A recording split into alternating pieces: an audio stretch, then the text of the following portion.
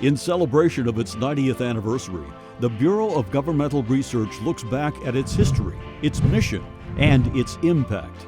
The story officially begins in January 1932. And Louisiana is in the midst of a volatile political environment. Huey Long's political machine is taking a grasp of New Orleans. City government in New Orleans was under threat from the state government. In response, architect Charles Favreau and a small group of citizens defied political pressure and formed the Civic Affairs League, an independent organization free from any political agenda, devoted to the study of public affairs. An entity that would defend the integrity of local government from the state, from a greater power. This group decides it needs to be independent, and it needs to operate under the belief that informed public and informed politicians can work better to improve the city. Soon, the group's 300 members changed the name to the Bureau of Governmental Research. In the early years, the Bureau of Governmental Research designed reforms to city finances, state budgeting, civil service, and public schools. BGR uncovered facts that played prominently in the investigation of Louisiana's hayride scandals, leading to 145 indictments and the arrest of the governor. In 1941, BGR set forth a 14-point program to improve New Orleans government, including creation of a new city charter. The city charter is as important in its own way to government in New Orleans as the U.S. Constitution. In the late 1940s, Mayor Chip Morrison implemented BGR's recommendations for administrative and police reforms. By mid-century, it became clear that something similar to BGR was needed at the state level. So in 1950, some BGR members spun off to form PAR, the Public Affairs Research Council of Louisiana in Baton Rouge.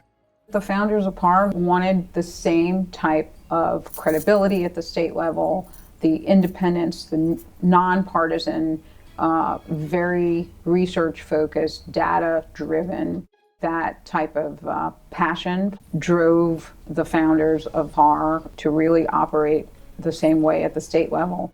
In the early 1950s, BGR took on one of its most significant projects, drafting a new home rule charter for New Orleans. BGR Executive Director Val Mogensen served as director of the Charter Commission.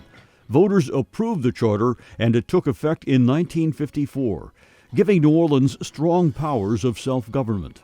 More landmark studies followed in the 1960s and 70s, including the 7-volume Vieux-Carré study that offered a comprehensive foundation for preserving the historic French Quarter. I definitely think that the BGR's report helped save the French Quarter. It had a tremendous impact in identifying the issues and proposing alternatives for saving the quarter. Some of them were addressed to help preserve the quarter for future generations. Unfortunately, some were not addressed. The Bureau of Governmental Research also issued a comprehensive study of a deteriorating Audubon Zoo that helped the Audubon Commission transform it into one of the nation's best. It called our zoo an animal ghetto. And that shocked people, I believe, and it also animated local civic leaders to do something about it, and they did. It led to a very creative public-private partnership. In the 90s, key research projects examined government contracting, property assessments, and tax exemptions.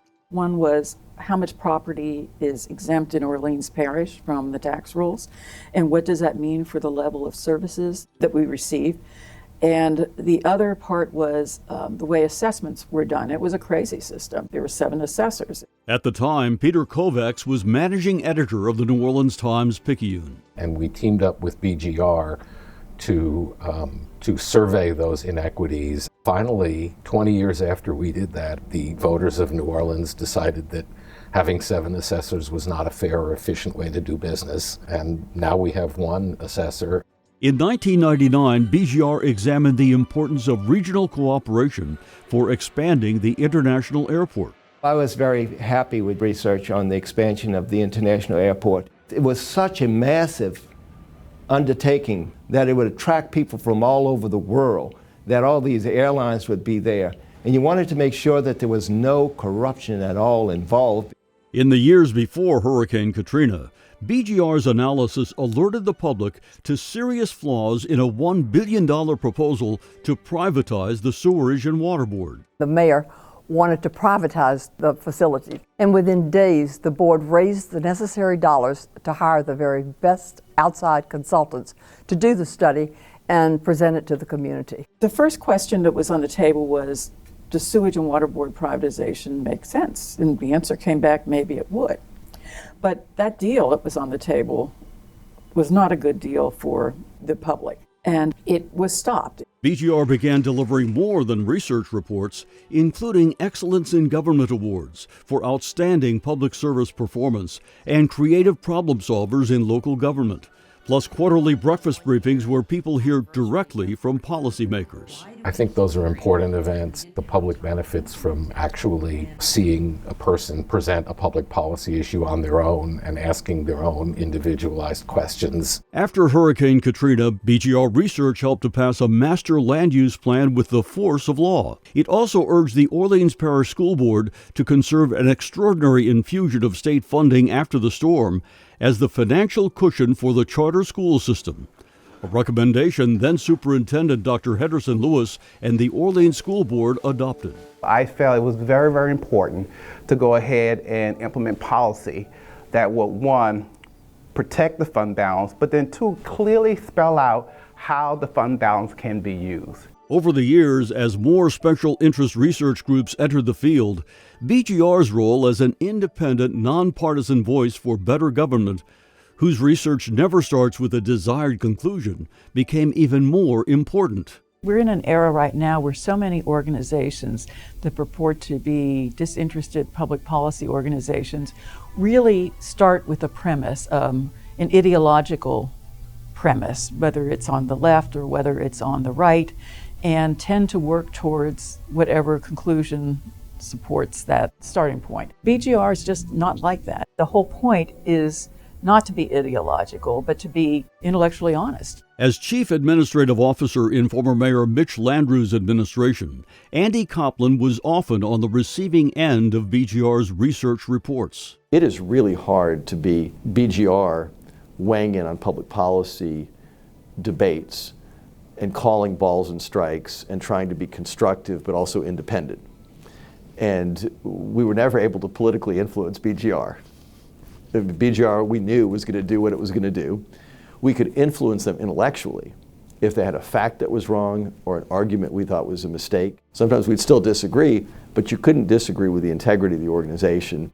Among BGR's most important works is analysis of ballot issues and reports to help voters understand the issues so they can decide how they want to vote. The ballot issues are drafted by legislators, and they put language in there that sometimes is more for a lawyer to understand than for an average citizen to understand.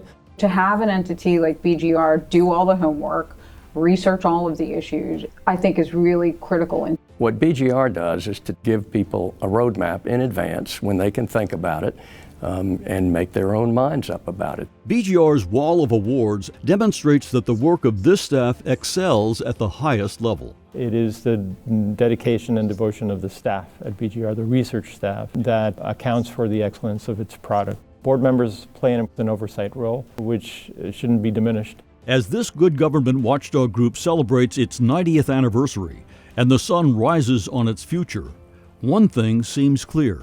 Today, BGR is even more vital for the community. Everything that impacts our lives is controlled by local government. Our public safety, water that we drink, building codes.